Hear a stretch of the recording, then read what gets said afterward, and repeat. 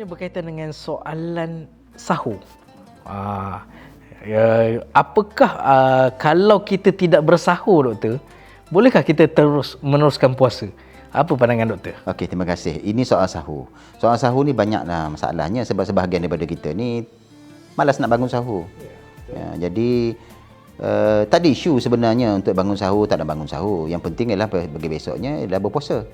Tetapi yang perlu ditekankan ialah sabda Nabi SAW, tasahharu fa inna fi sahur barakah. Bersahurlah kerana dalam waktu sahur itu ada berkatnya.